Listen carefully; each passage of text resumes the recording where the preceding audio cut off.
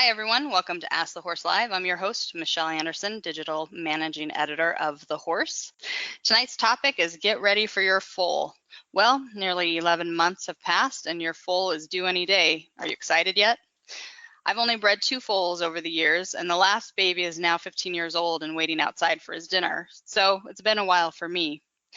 But breeding and raising a healthy foal is one of the most rewarding and stressful horse owner experiences you can have.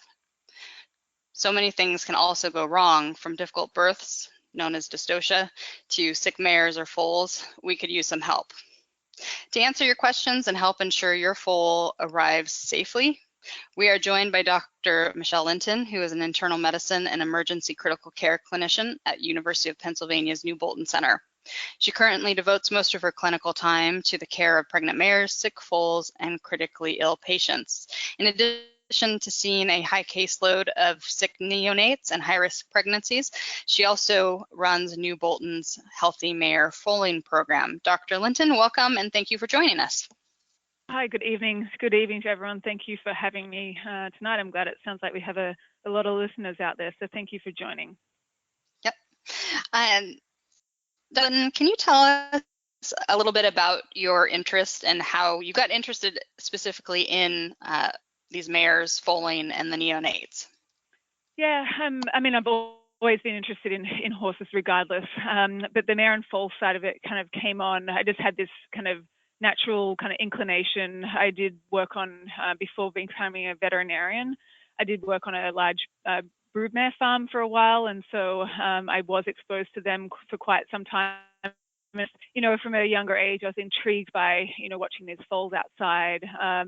I myself, as a newborn, was in a neonatal intensive care unit, so I don't know if there was some connection to that that I've had, from being a sick baby myself. I was premature when I was born, so it's kind of, I feel like I almost have this bit of a connection to some of the sick babies I deal with. So it was just something that came naturally to me. It's not something that for everyone. It's a lot of time and effort that goes into it, but it's just I just found this natural connection to them. Yeah, definitely makes for a busy springtime for vets who are specializing in that area. So thank you, because I know that you're in the middle of a busy foaling season, and thank you for taking even an hour away. I know it can be difficult on these evenings with mares foaling. Let's go ahead and do a quick review of our Ask the Horse Live format for everyone who's listening. We're going to be starting with the questions that people submitted during registration. If you have questions that you'd like to ask during our live broadcast, or you would like clarification or to follow up on one of Dr. Linton's responses, you can enter that in the chat window in front of you if you've joined us via your web browser. We're going to do our best to get to as many of your questions as possible. So with that, we're going to go ahead and get started. Our first question, Dr. Linton, is from Susan in Georgia, and she wants to know, do mini horses have any special precautions different than normal size horses that she should prepare for? Yeah, it's a good question, and I say typically not. There are some things, however, to look out for with minis. So some people think that dystocias or difficult births might be higher, but the foals are also much smaller too, so they're usually in proportion to what the mare can carry. But we do see some dystocias in that breed. They're not so much different in terms of how they foal. They still go through that same routine, the same kind of pregnancy issues potentially. And the foals actually, interestingly, are a little more kind of robust when they're born. And sometimes, we have these guidelines from when, say, a thoroughbred or a warm blood or a standardbred foal should be up and nursing. Often these pony foals or even the mini foals will be up and nursing in much shorter time frame. So as a thoroughbred or standardbred foal might be still kind of staggering around the stall in an hour. Some of these mini foals are up galloping around their mares in an hour. So so that's a good difference, but something to keep an eye out on. We do see some congenital abnormalities that do occur a little bit higher frequency in mini horses. Just because of the way they're bred, not necessarily anything bad that's been done, but they're miniatures, so they can some of the genes and things that have been passed on, there can be some congenital abnormalities that we keep an eye out for. So And there's a whole broad range of those things, anything from congenital heart defects that may not be apparent straight away, to limb abnormalities and things. Some that are quite obvious, but others that may not be obvious straight away. They're not all life-threatening, but just something to keep in mind, for those mini owners. The congenital abnormalities can occur a little bit more frequently in those guys. Okay. So you've mentioned dystocias. Can you explain to us what constitutes a dystocia in a mare when she's foaling? Yeah, and it's another great question. So by definition, dystocia just means difficult birth. So in the mare, it can occur for a variety of reasons, and we group those reasons into different areas once we define what's going on. And so it can be caused, majority of time in the mare, it's due to something, the position or presentation or the posture of the foal. It's less common that the foal's too big to get out.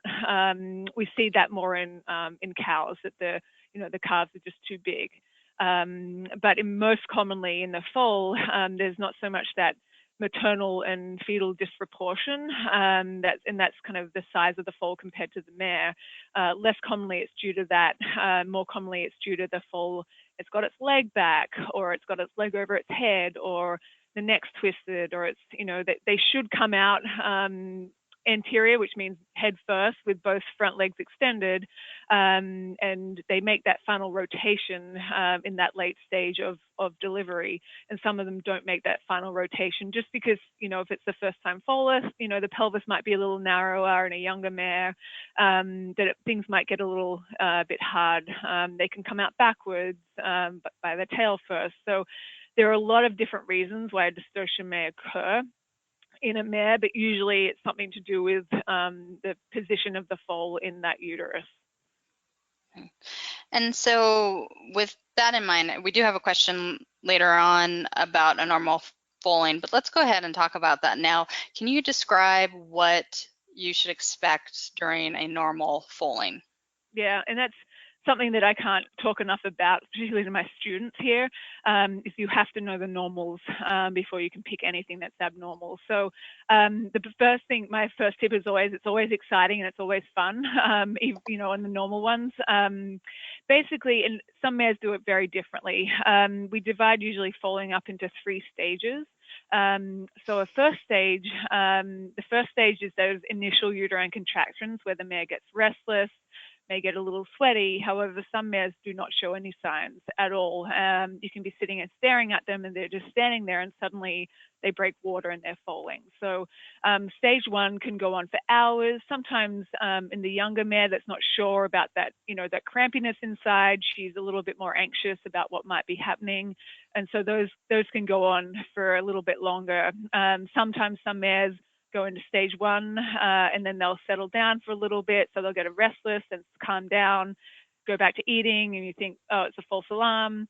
And then they'll start stage 1 again. So it can come and go a little bit. And it can be very variable. It can be from a mare that normally she stands in one position in a stall to eat or something, and tonight she's standing in a different location. So it can be very variable.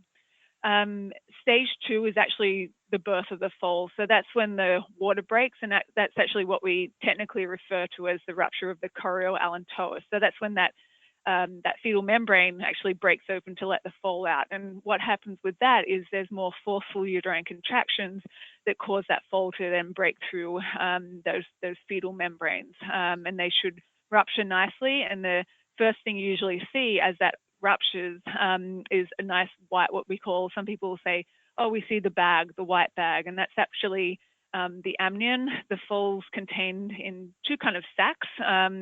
The immediate sac around the foal is this very, very paper thin, and it should be normally transparent, and it's this white kind of transparent sac that the foal is in, and then the outer sac is the chorioallantois, and that's the thing that breaks to let the water out for when the foal comes out. So the first thing you will see is that little bit of white bag that comes out. And then just behind that should be 2 front feet. And then sitting on top of those should be the foal's nose. And the mare may get up and down, and this is when the foal makes that final rotation. So they may be slightly on their side, and you'll watch the mare get up and down. And I think partly with what the mare does, you'll see her get up and down on one side and then get up and down on the other side. And I think she actually helps position that foal and helps that final rotation go along. So we always need to make sure that those mares had plenty of space. If they're in a stall, plenty of space to move around and do that and be comfortable, and feel like that they can do that. And they will get up and down. Occasionally a mare will fall standing up, but that's not the most common way they do it. And then so that time frame for that foal should be out, majority of the time within 20 minutes. Sometimes they're out in 10 minutes. And 30 minutes is my upper limit for when that foal should come out. If you're getting to the 25-minute stage and you've still only got those little two front feet there, then something's probably not going right, that, someone should be addressing that. And then the third of the three stages is actually after the delivery of the foal. So the third stage is actually that mare passing that placenta at the end. And that should happen, typically it happens 20 minutes to an hour, but anywhere up to 3 hours is okay for a mare for stage 3. Okay. We have a question from our live audience that follows up on that. Pam wants to know, what are some causes of the bag not breaking during foaling? Yeah, excellent question. So, if a couple of different reasons. If the foal is coming out kind of tail first, sometimes there won't be that propulsion necessarily to break that bag, but that's not so common. The most common reason that I see, and this is typically what we see, is the red bag. So that red bag that you see is actually that chorioallantois and those fetal membranes that haven't ruptured to let the foal out. They're actually all coming out at once because it's not rupturing to let that foal out. So that's that nice red velvety side of the placenta that actually butts up against the mare's uterus. And when that area is thickened or edematous, the foal can't get through it. So a thickened or edematous chorioallantois, which is the technical word for that fetal membrane and that placenta, can be caused by an ascending infection. A placentitis is the most common reason why that doesn't rupture.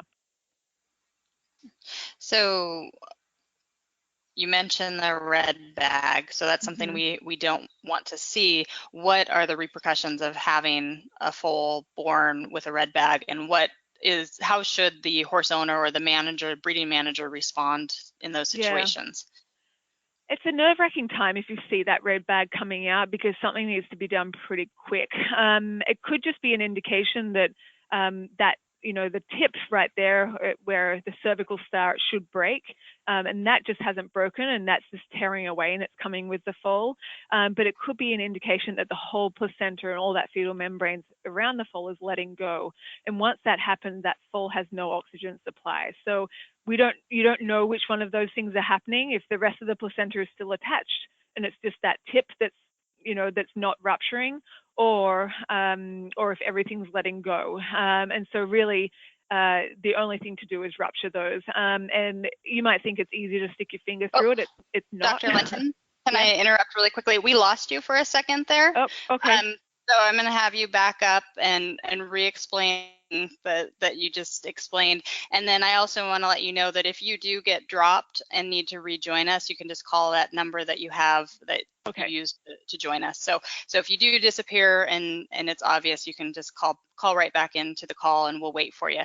In the meantime, so let's back up. What do we do? The red bag, the foal is born. What is the response? Yeah, so if you caught the part where I was saying that it can be an indication that the whole placenta is letting go. And if that's the case, then the foal is going to be really starved of oxygen.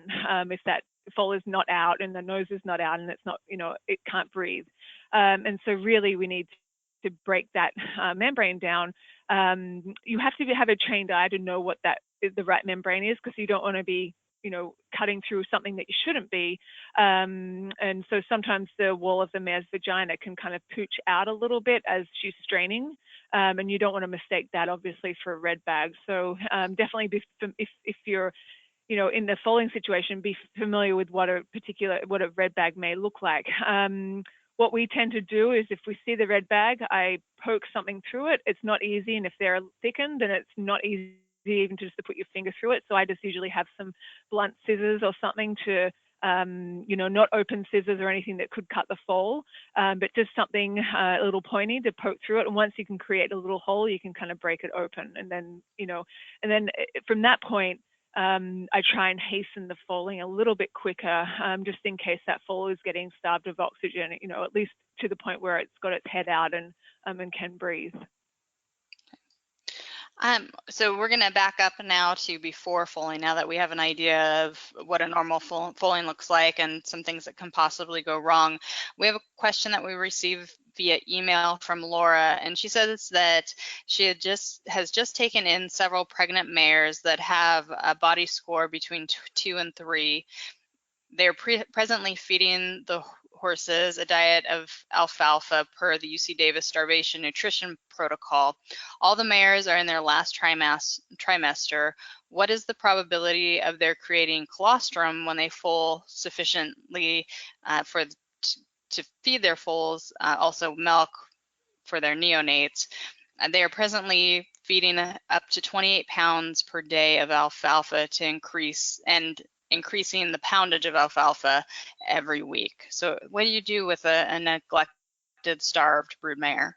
Yeah, these are really tough cases because a mare that's in their kind of last trimester of gestation is really hard to even get weight on. So you're not going to get weight on these mares. Body condition on these mares. So don't fret about that if you don't think these mares are gaining weight themselves.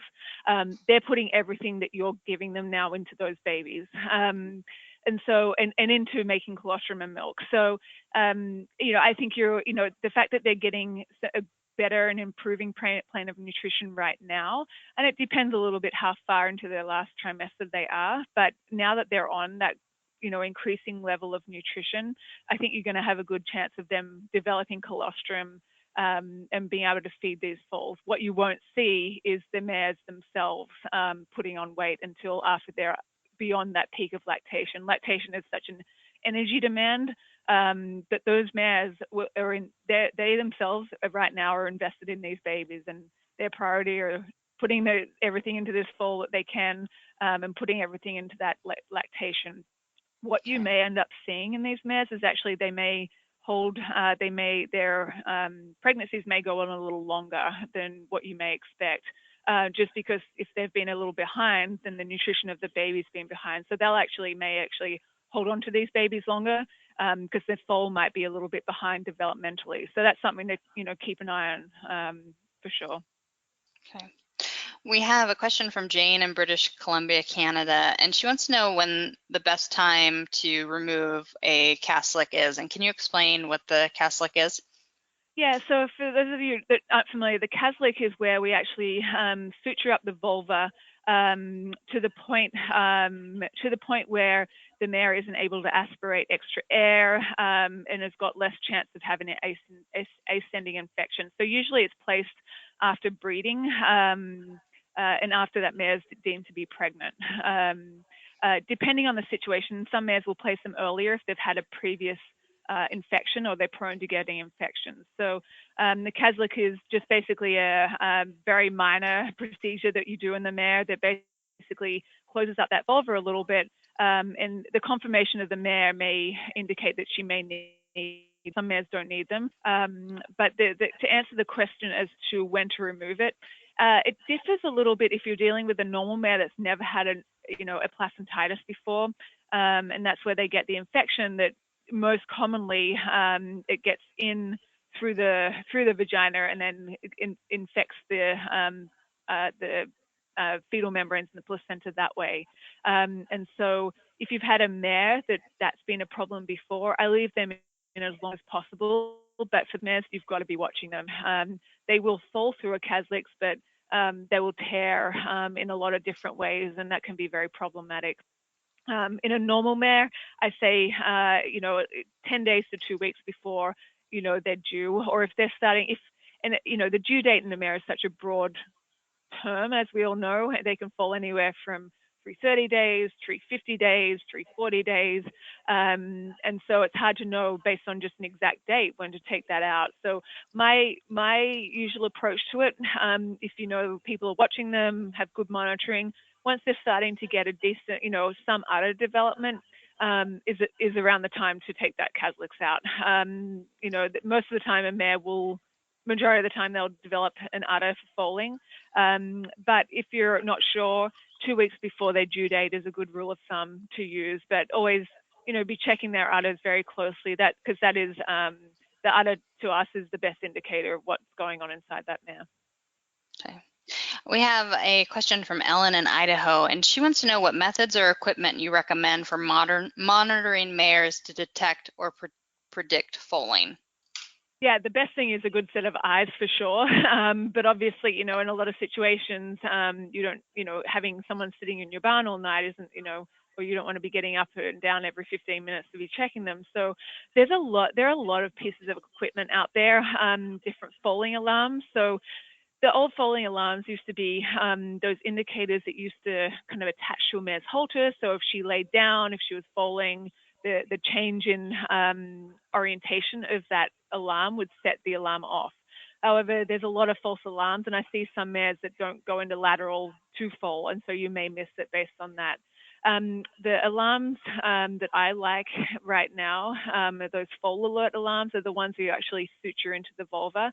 And it's a magnet that goes from one side to the vulva into this little cartridge.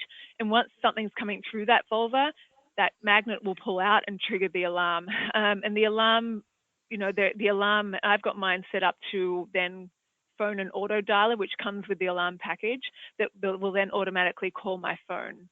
That's good in normal mares. In a mare that's had a dystocia before, because those alarms will trigger when there's a feet coming through that vulva. So when there's something physically coming through that vulva. So you'll miss stage one, you'll miss the actual breaking of the water. And just after breaking of the water, and particularly in mares that have had a dystocia or a difficult birth before, that's my time for checking how that foal is in there. Legs, we have two legs, do we have a nose?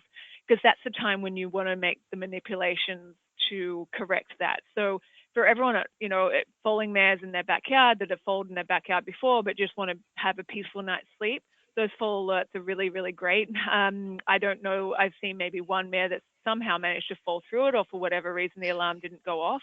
But they're very, very good to alert you that, hey, there's something coming out of this mare. So those are really good. There are a lot of cameras now that you can put up in your barns that aren't necessarily very expensive, but they do require you to look at your camera. But it means you don't physically have to go out to the barn on a snowy night or an icy night or anything. You can stay inside, and those cameras come direct. You can set them up to come to your phone. Or to computer monitor in your house. And so they're easy to check from your house or have someone check in on them. So I have those set up as well as an initial, if someone calls them to say, hey, this mare's restless, I can look at the camera. Or if I'm just wondering what the mare's doing, I can look at the camera and then decide if I need to go and check them. Do you find that it's less stressful for the mares to have cameras or a foal alert rather than having someone go in and check them frequently throughout the night? Without a doubt. Yeah, the cameras, mares, on all horses, as everyone, they're so, they're flight animals, so they're very receptive to the environment, and they're exhausted because, they're heavily pregnant. Some of them don't lay down because it's uncomfortable for them to lay down, and they need to lay down to sleep. So some of them are a bit sleep deprived, and having someone go in, turn a light on, and go in and out every half an hour, or every hour, or even every 2 hours really will disturb them. Or even if someone walking past their stall, we find camera monitors much better for just the hourly check or the every half an hour check, just to look at the camera. Sure, if the mare's laying down, you want to go and have a look to see what's going on. But just for routine checking, I don't disturb them as much as I can. I think they need their rest. You don't want to put them off whatever they're doing. So without a doubt, the cameras are, they're great, but you want to make sure that someone doesn't look at the camera and just think a mare is sleeping, because they can be sneaky about trying to get these foals out sometimes. We have a follow-up question from Kelsey in our live audience. She'd like to know when is the right time to have the foal alert placed in the mare? Yeah, so too far out, the foal alerts get really messy, and they can actually, the sutures that are in the vulva can actually pull through and just makes things a little bit messy back there. So what I tend to do, I wait until they've got some udder development. So not when they're just starting to get a little bit of udder edema and an udder fill, but when that udder has got a decent moderate size to it. So again, usually about a week before when you think their due date might be, but you want to make sure, I wouldn't be putting one in when the mare has no udder. But if she has not much of an udder and she's getting close to what you think around her due date range is, you might want to pop one in, because occasionally we'll see mares that develop an udder more just after they foal. So it's really dependent on an individual. And in a lot of cases, I just would say talk to your vet, particularly if it's a mare that's foaled before, based on when they've been due. But if you put them in too early, sometimes the sutures can pull through, and they kind of get a little dirty back there. So they'll try and hold off, and again, using the udder as a good indicator is always useful. We have a question from Carol in Albuquerque, New Mexico, and she wants to know if it's better to let a mare foal in a pasture or to have her foal in a stall. And so I'm actually glad this question came up, because I've had the best of both worlds. So I'm, as you can probably tell from my accent, I'm from Australia, and majority of our mares, even on large farms, will foal in little foaling paddocks. So they're small fields. They're they're not large by any means, and they'll have lights on them and they can be seen. And you kind of create more natural environment. And some people say that it may be cleaner doing it that way. It depends obviously on the situation. So it depends on the pasture you have. A mare will go and find a quiet place. So she will want to go, if she's in a large field that's got some wooded area, she's going to go and hide back in the woods and try and hide away from everyone, because that's what they want. They want to try and get away from everything if they can in that situation, because they don't want to follow out in the middle of the open, just for obvious reasons. So it depends on the situation. It depends on the climate and the weather that you have at the time. If it's really muddy, if it's icy, if it's snowing, these folks come out. I don't know. People walk outside. The other morning I walked outside after I'd washed my hair and my hair just froze. These foals come out wet. So you don't want really freezing conditions on these babies, and it's really slippery that they're going to then fight for standing up if it's really snowy and things. So there are different scenarios where pasture foaling is going to be better over stall foaling. I say if you're foaling in a stall, make sure it's on a good non-slip floor so that they can get it up and down comfortably, and they'll feel comfortable about getting up and down. I see some mares that know that floor is slippery, so they won't get up and down, and they'll have a bit more trouble foaling. Make sure it's a very good size stall. That you want them to move around. You want them to help that foal to get positioned. But make sure it's a clean stall. So you don't want to have one, if you're foaling out a bunch of mares, you don't want to be running a bunch of mares through the same stall over and over again without having it disinfected in between, because foaling can be messy. So I think there is time and place for pasture and small pasture, not a huge open area. It's, a small pasture foaling is better than a stall, but there are definitely times where a stall is better than a pasture. It just really depends on your situation. We have a question from Pamela in Cheyenne, Wyoming, and she wants to know if you do have your mare foal in a stall, what is the best bedding? Straw, sawdust, wood shavings? What do you recommend? Yeah, I think sawdust, if anything, it sticks to everything, so everything that's wet. So that's, the main thing with sawdust. But in terms of whatever it is, should be, good quality and low dust. So there's some really dusty, even sawdust out there. So you don't want, that, and that the dust in those kind of products have a lot of fungus, and even though you're not sure, you're not aware that that's there, or dusty straw or anything, exposing those newborn lungs to those kind of pathogens is not a great idea. So here at New Bolton Centre, I foal out on straw. It's easy. It absorbs things very well. It's easy to pick up and clean afterwards. You lump it all together. But we're also in, for those of you not from this area, in Kennett Square, which is the mushroom capital of the world. So the mushroom farms in this area, a lot of our straw goes to their compost. So that's why we use a lot of straw here for our bedding. So I've definitely foaled on a lot of different beddings. I like straw, but it can be slippery. Once that foal comes out, the straw kind of slips out from under them. So again, it comes down to depending on the flooring that you have under there. But the sawdust, I try not to do it too much on wood chips. Depending on the wood chips, they can be a little harsh. But whatever my main thing is, whatever the mare is already comfortable on. So if you've had a mare bedded on straw and then you decide you want to foal on sawdust because you think that might be better, I would introduce that sawdust to the mare weeks before, that so she's used to it. You don't want to have a mare that is normally bedded on sawdust to suddenly go into straw, because she's just going to think she's going to eat all her straw. And not be as familiar or comfortable about laying down. So they both have their pluses and minuses. Sawdust, I think, kind of sticks to the wet foal a lot more, but when that foal dries off, it's not much of a big deal. But I foal on straw here. It's because of what we have and what we use, but it can tend to get a little slippery, and sometimes it's really dusty. So if it's straw, very good quality straw, and again, it depends on the footing that you have under that. Dr. Linton, do you have a preference on stall size for foaling? Yeah, that's a good question. It depends if you're talking meters. A 10 by 12 stall, I think it depends on the mare size. Some, smaller mares will foal on, be able to foal in smaller stalls. To me, I like to, it should be, for me, I like having twice the length of the mare. So basically, a mare should be able to stand in a stall from her tail to head from one end, and then you'd be able to double that length. And so that gives them a chance that if they get down, they've got room to put their legs out. So that, to me, is a good gauge when I'm eyeballing. And this is not, a rule that's necessarily out there, but when I'm eyeballing a mare, working out the size stall that's going to be ideal, because we have a variety of size stalls here.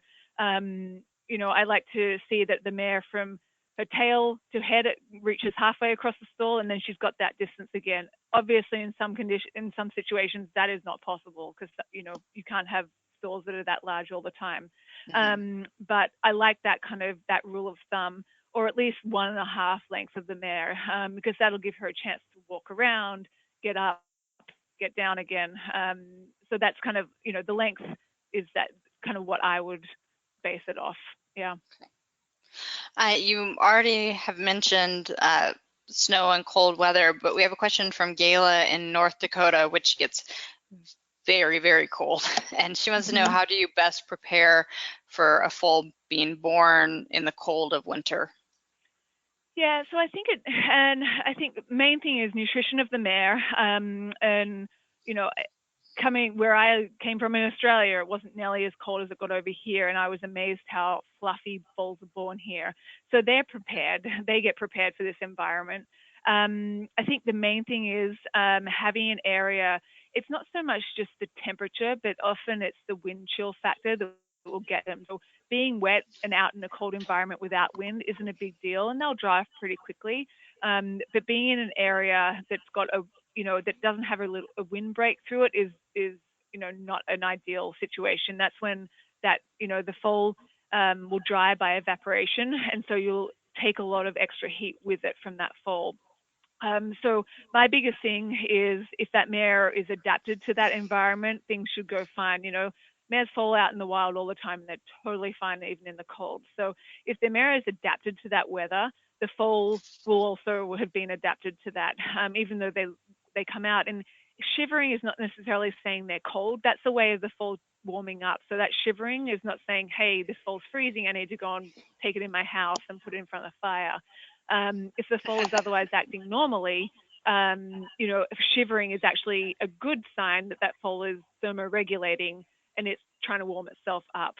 So if the foal is otherwise active, so my biggest tip is making sure that mare was prepared to start with. She's in good body condition, and that if you're foaling outside, making sure there's a wall or a bar or something, some kind of windbreak outside there, making sure they're monitored, making sure that foal has nursed and doing all the normal things.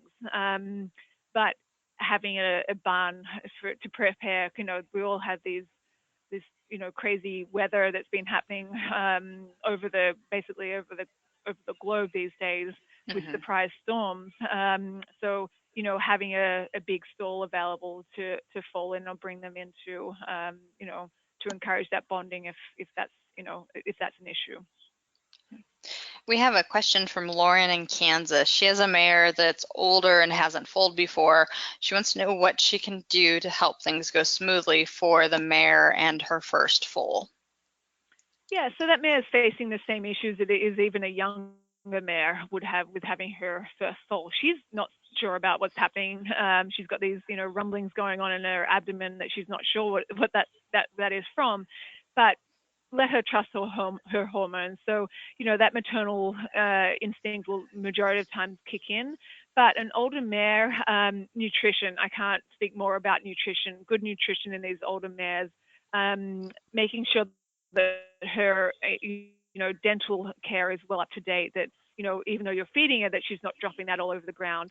So nutrition, appropriate nutrition, general health care, vaccinations.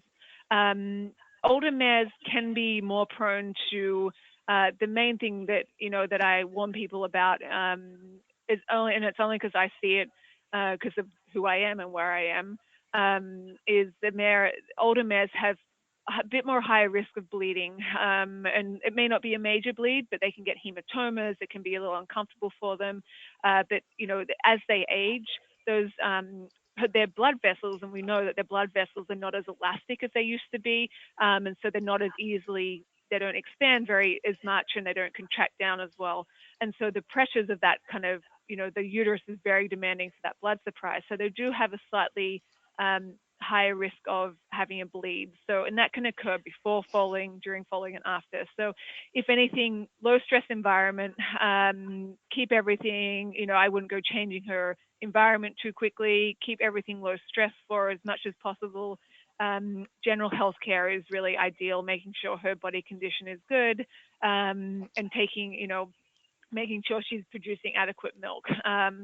Sometimes older mares have, milk production and lactation and letdown. A lot of those signals come from the brain. So there's a gland in the brain, the pituitary gland, that can be in older horses responsible for things like Cushing's disease. And those mares have trouble lactating. So keep an eye on her milk production, because sometimes supplementing foal with specific milk pellets and foal pellets may be something that you need to do. So those are things to keep in mind. But going into it, general health care, deworming, appropriate to your area, and good nutrition and good dental care. Okay. Our next question, Dr. Linton, is from Laura in Minnesota, and she says that she always assists with foaling, as in applying gentle pressure to pull and support with the contractions. Is there a downside to getting involved with a mare who isn't in trouble? No, there's not. And I'm always close, even to my normal foaling mares here. I'm always right there. And to me, I can't sometimes have my hands on those front feet, but I'm not doing much. But I feel occupied because I'm there and I can see that foal and, work out that it's doing fine. It's blinking and everything. The nostrils are moving as it's coming out. Gentle pressure is totally fine. What I don't like seeing is a lot of people on those foals. Normal foalings, the main downside is rib fractures that we do see and those kind of forced contractions. And I think a lot of the time when we're really extending those legs out really far, you're putting a lot of extension on that foal's back. And you imagine their back is arching as well as you're doing that. So make sure if you're there and you're trying to help with these contractions, that you're pulling an archway almost down towards the mare's hocks. Because if you're pulling straight out, if you watch where a mare normally falls, that foal kind of comes out in an arc, because that's how it comes out. To get it out, that's the ability for it to come out. So don't go pulling it directly out from the mare, because it will have troubles getting out there, and you'll put more pressure on its back and those ribs. So too much pressure definitely can cause rib fractures, but I see it a lot of normal foalings that get rib fractures for different reasons. So yeah, if you're putting it with the contractions, I think that's totally fine, even on normal mares. But even just being there, sometimes it's almost, you see some of these first-time foaling mares that just get tired, and that, as they push and have these contractions, the foal goes out and then it slips back in. So sometimes just kind of keeping a little bit of pressure on those kind of helps those mares once they start getting tired. We have a question from our live audience. Alan wants to know if a foal has a leg back, should you correct that as the foal is being born? Yeah, a majority of times that foal won't come out with a leg back, and it depends how it's back. So a leg back can be from the, from its, from the knee, so from the carpus. So if the carpus is flexed, if it's just basically, it depends on how far back and where it's going back at. If it's easily corrected, I think if you identify that, you should call your vet straight away, so they're making their way. If you find it's easy to correct, what you don't want to go in and do is traumatize the mare a lot. They can get tears and things like that. But yeah, that foal generally won't come out if there is a leg back. Occasionally they might. It depends if it's really back if it's at the shoulder that it's way back, you may not even be able to reach it.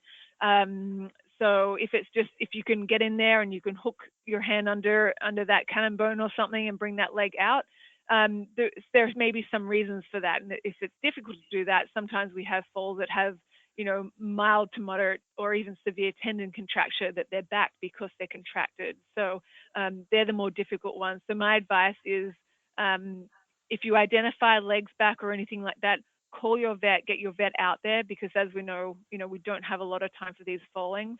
Get your vet on the way. And if it's corrected when they come out there, that's totally fine. They can check out if everything. I think if I probably speak for all veterinarians and saying I would rather be called early at a time where we can help and fix something than be there too late. Dr. Linton, can you talk to us a little bit about meconium aspiration and the cause for concern with that with foals? Yeah, so to start with meconium aspiration, so for everyone listening, so meconium obviously is that first manure that foal pass, the really black kind of firm pellets that will give animals for and things. Occasionally it'll be passed during delivery or even before birth, and the fact that it's passed, if you get a foal that comes out or the fluid is very orange and that nice amnion that I spoke about initially come out, and it looks very orange and discolored and brown, and the foal is kind of covered in this brown material, that's an indication there was some kind of fetal distress. So in that case, definitely get your vet out, because you want to work out why this foal had some fetal distress. And foals will often look the best they do when they first come out, and then the next several hours, that's when they'll deteriorate. So if that is the case, definitely have someone out. But when they aspirate that meconium, so some of them will aspirate it as they come on out, and they'll suck in that meconium. Meconium itself is technically, it's a sterile kind of production of, it's basically cellular material and things that the foal is swallowed and digested during gestation. And so it shouldn't have a lot of bad bacteria in it.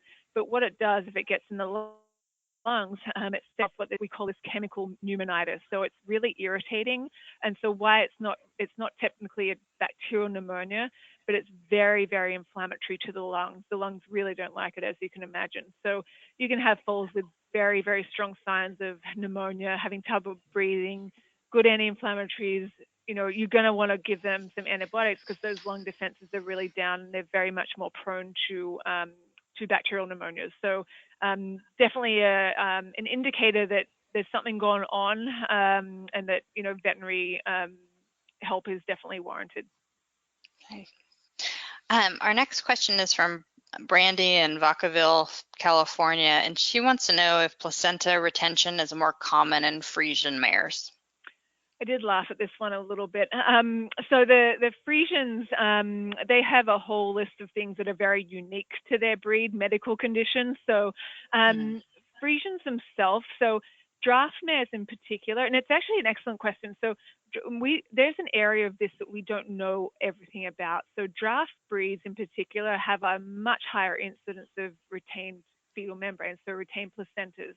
And the research so far has showed that oxytocin is that, a good, something that, a chemical and a hormone that, those mares will have that produces those uterine contractions, which is part of the response of getting rid of those, that placenta.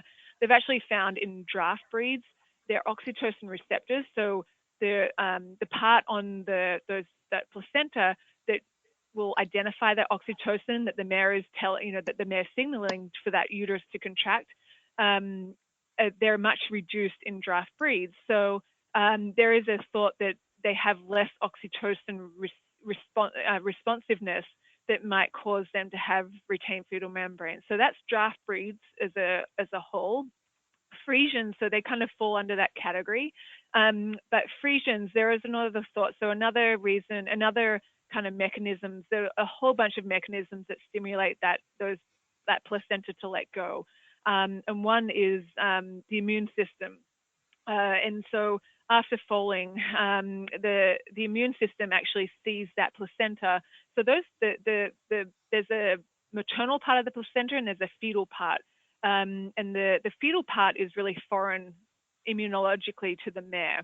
And after foaling, the mare recognizes that as a foreign object, and it's like, you need to leave, you need to get out, because that's just what that, otherwise I'm going to set up this infection and a lot of inflammation. Frisian breeds, the Frisian breed, it's a much narrower gene pool. And so there's a thought also that genetically, some of those mares don't recognize that placenta as being foreign. And so it doesn't kick it out in time. So there's a couple of different thoughts out there, but it's a good question, and it is real. That is mhm. more common in Frisian, and it's definitely more common in draft mares for different reasons. That's interesting. So when you're talking about the placenta, um, how do you know that the entire placenta has come out of the mare, and how soon after birth should you expect that to happen? Yeah, so it should be within 3 hours. The majority of them will be out in 1 or 2. If it's still all in there and there's only a little bit out at 2.5 hours, beyond that time, beyond the 3 hour mark, they get set up disease infections. They get prone to getting laminitis. So it should be out within within 3 hours is the cutoff. So my rules are the 1, 2, 3 of foaling. So that foal should be standing in 1 hour. The foal should be nursing in 2 hours, and those fetal membranes should be out in 3 hours. So that's kind of my 1, 2, 3 rule of foaling. And then to work out if it's all there, it can be hard because you can easily miss a little bit of a tag. And sometimes if the mare stood on it and it's torn, it can be hard to work if there's a piece. So if you think about how a uterus is, the conformation of a uterus, you've got the body of the uterus, and then you've got these two horns. And so the placenta attaches to that whole uterus. And so it's almost in this almost Y type of shape. But so when we lay it out, and when it comes out, it's in this big blob, right? And it comes out kind of turned inside out. And so I lay it out completely. And you can look on the internet of how it should be laid out. I lay it out into an F shape. So you've got the uterine body is kind of the stalk of the F, and then the two uterine horns create the two parts of the F. And what you want to make sure is you unfold those uterine horns completely. So they'll be tucked in, and it sometimes takes a little bit of time to find exactly where they are, and they'll be inside out.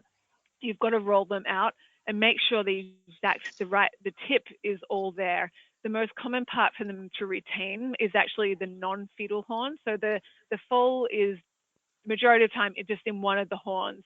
And you'll notice the difference in the two horns. So one horn will be much thicker because it had a much stronger blood supply, and that's the horn that the foal was in. Much stronger blood supply, more nutrition going to that uterine horn. The non-fetal horn, so the non-pregnant horn, should all be there, but it's much thinner, and so it's more prone to tearing there. And then the tip is usually what what stays behind. And so make sure you fold it out to the very dead end of the tip to see if it's all there. You can get caught out very easily. Our next question is from Dr. Espinosa, who's in Peru.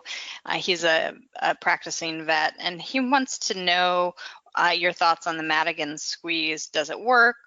Is it useful in all cases? And how long do you hold it? So can you explain to us this Madigan squeeze, why it would be used, and how it's used?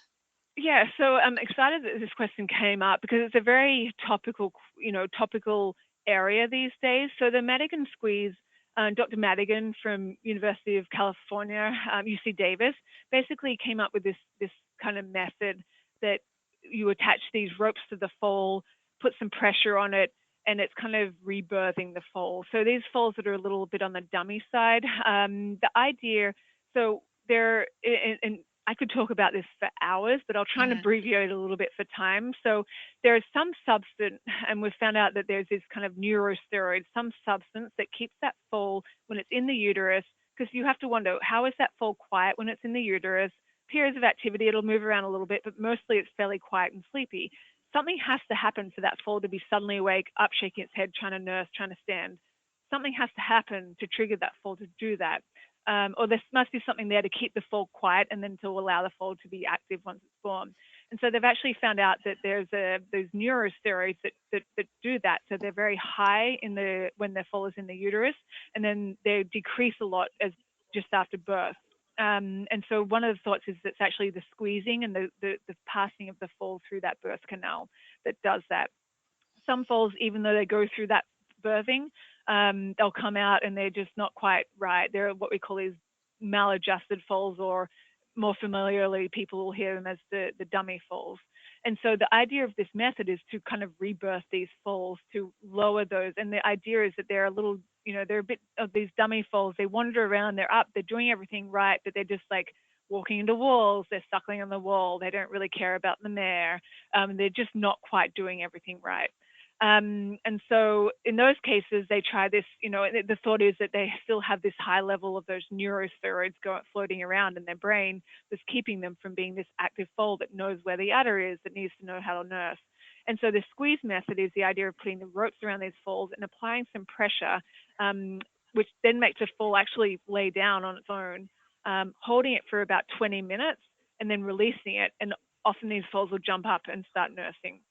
I've seen it work great, but there are some cases that there absolutely won't work on. So a lot of the foals that I see in here are not just those foals that are, just not quite right. They've got infections. They've got a lot of other issues. So it won't work on those foals. And there are some foals that you don't want to use it in. So foals that have foals with fractured ribs, you don't want to be putting these ropes around the ribs. And if anyone's interested, you can definitely Google the Madigan squeeze method, and there are a bunch of YouTube videos on it. He explains how it's done. There are a lot of great videos on it. And it works in some cases. I absolutely think there is a time and a place for it, but there are definitely other cases it doesn't work in. So in some foals that have very low white blood cell counts, they've got a bad infection, and there is another reason that foal's not nursing. It's not because they're just a little maladjusted. They haven't made that transition to being a foal from being a fetus. So, but there are times where it's contraindicated. So fractured ribs, other kind of congenital abnormalities, a foal with respiratory issues, a foal with pneumonia or things like that. So I think it is useful in those cases, those kind of dummy foals, to get them started. You can always try it. There's no contraindication. And if it doesn't work, you've got to look for another reason that foal's not nursing. Some people actually use it for restraint in some foals. Say you've got a foal that needs a leg bandage, in the first three days of life, it's got a bit of tendon contracture. Some people use it as a nice restraint method without using sedations or anything. Because if you watch the videos and you see how sleepy these foals get, and if you keep the pressure on them, they stay down and sleep until you release that pressure. So I think there's definitely cases it's useful in. The holding, the pressure is placed for about 20 minutes to doing that rebirthing process, but there are some that definitely, it's not applicable for. That is super interesting. Our next question is from our live audience. You touched earlier on stalls and disinfecting. Alan is in our live audience, and he'd like to know what you recommend for products to use and how to disinfect a birthing stall. Yeah, so there's a lot of there are a lot of products out there. Bleach, different types of bleach is really a go-to. It'll, you know, regular bleach at the right dilution will get rid of the most of the bugs. The main thing is get rid of before you put any kind of chemical on that, make sure you get all of the bedding and straw out, and all of that kind of bloody material that's in there, because that will, that won't allow the bleach to really get down to the root of the problem. So make sure you give it, I basically give them a good scrub first, wash them down with just some general soap or even bleach, but make sure, then I usually have bleach or Burcon or something like that I get them to spray on there, leave for 20 minutes, and then come back and do a final wash. So usually I do it in stages. But the first key is really to get the gross debris off, the majority of that gross debris off. Otherwise, those disinfectants will get inactivated by really a lot of that gross debris, dirt, and a lot of blood kind of products. So give it an initial wash up first, then use your bleach product, let it sit, then give that a good scrub with the bleach product on there, and then just do a final wash off. So. Our next question is from Jessica in Germany, and she would like to know how you can evaluate colostrum to make sure that it's going to work for your foal. Yeah, so the easiest way for me is using these colostrometers, or the refractometers. So the IgG that you're measuring in colostrum is actually a protein. And so if you look up what these refractometers look like, you get a tiny bit of colostrum from the mare, you put it, and it's only a really, a few drops, really. I get a little, a few squirts from either teat, put it on this refractometer, and then you hold it up to the light and you look through, and there's a scale on there. And if that's it, it's got to be a one that's used for colostrum. And there's a scale on the side that basically you'll see a line that colostrum that you've put on there will make. And then there will be a correlation to if it's good quality, if it's poor quality, fair quality, good quality, or very good. The one that I like to use is what we call a Brix refractometer, and it gives you a percentage that then correlates to how many grams per liter of IgG are in that colostrum. So on the Brix, it gives you a percentage. So if it's less than 15, it means poor quality. Between 15 to 20% is fair quality.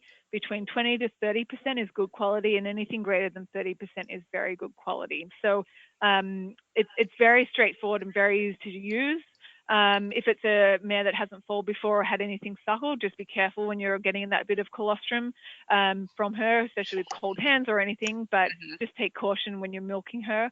But if you have one of these refractometers available, it's very easy, just a few drops straight on it, and then you look through the little glass window and shine it up to a light, and it'll be very clear where that line is drawn.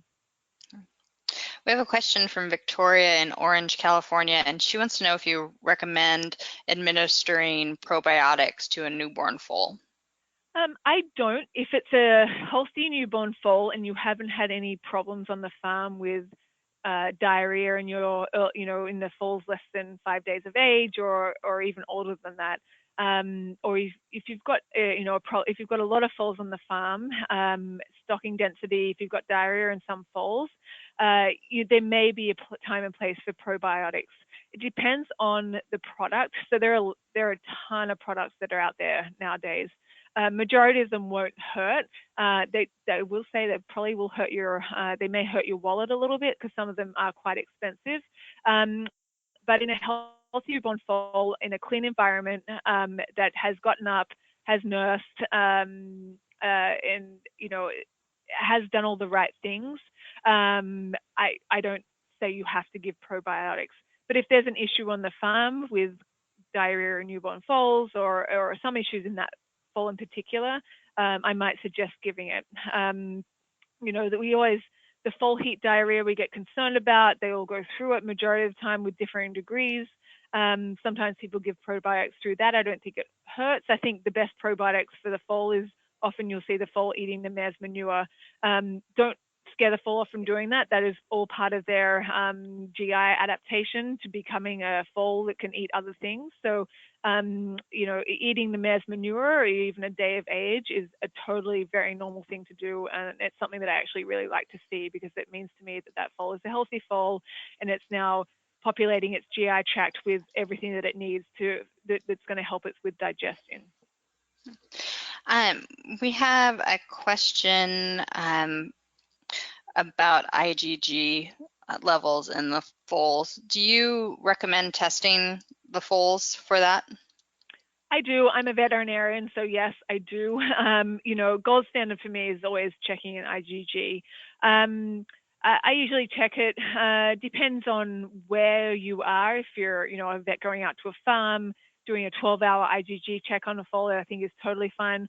Sometime in the first 24 hours of life, I suggest yes. I think the cost of an IgG in a foal, even if you've got a lot of foals, far outweighs the need to then deal with a sick foal when it hasn't had enough immunoglobulin transfer. So a sick foal that's got a bad blood infection, a joint infection or something like that, if you can catch them early and get more colostrum in there, or it might indicate that the mare didn't have good quality colostrum. So if you get it in a good time frame, then you can supplement. If you have a colostrum bank, you can supplement that foal with other colostrum. Or give it plasma, and that will absolutely, even, you know, plasma is a bit more expensive, but it's less expensive than dealing with a sick foal in a few days of age. So my gold standard is to do an IgG, but in saying that, I have a lot of people out there on farms or have one or two foals that they don't measure IgG and everything's just fine. And I think it all comes down to the environment that you're foaling in, and how healthy that mare was, how healthy the foal seems, and if the colostrum looks like it's good quality, and everything's going fine, then I think that, you know, there are definitely times where people elect not to spend the $50 on the test.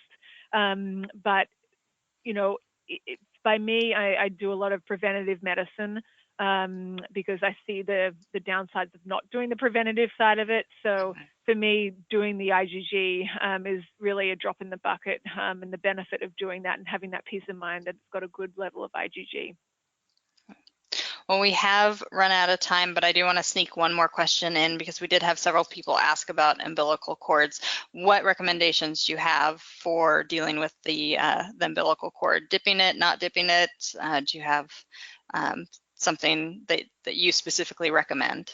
Yeah, I'm a dipper, if anything. So what I tend to do, I use tincture of iodine. You don't want it to be too strong, because, you know, there are a lot of products like chlorhexidine and things that are too harsh can actually set up a problem. Because you imagine there are blood vessels that are coming out of that. They were what's supplying the foal's main bloodstream from the mare. So anything you put on that can definitely affect the foal. So you don't want anything too strong. So I use tincture of iodine. And what I actually do, I make sure you don't get any of the foal's skin. I just basically, and I call it painting it, because dipping it sounds like you're going to put a whole bunch of it on there. And basically what I get is a clean, always wear gloves, because I don't want to be touching, you know, even if you've washed your hands, our own bacteria on our own hands that, you know, is healthy for us to have is not healthy for a foal that doesn't have an immune system. So always wear gloves when you're handling the umbilical cord, no matter what. I use tincture of iodine, and then I get a little syringe or something that's very clean to kind of paint that on there.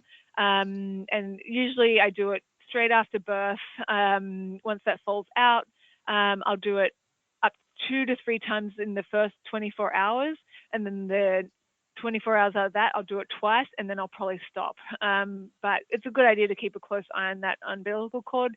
Sometimes foals, when they struggle to get up, they'll start bleeding a little bit. A little bit of oozing is not a bad idea. It is nothing bad, but you don't want a lot of bleeding. So, but, you know, tincture of iodine, I think it's not, you know, as long as you don't get a lot on the skin and it's not too coarse of a kind of substance that you're using, I think it's fine to use. Okay, well, thank you for sticking around for a few extra minutes to answer that, because I thought that was important to get to, because several people had asked about it. Unfortunately, that's all the time that we have for tonight. Dr. Linton, thank you so much for joining us and offering such great answers to our audience's questions. Great. No, I was very happy to be here. Thank you everyone for listening, and it's great. It's exciting time of year, so I'm happy to have all the questions. So, yeah, great questions. Everyone, you can listen to this presentation again. We'll be archiving it on thehorse.com. We've also shared a resource article. If you joined us via your browser, our web producer has put up an article to our 10 favorite resources about foaling and neonate care. I hope you can join us next month. We're going to be talking about metabolic diseases. Until then, from all of us here at The Horse, have a great night.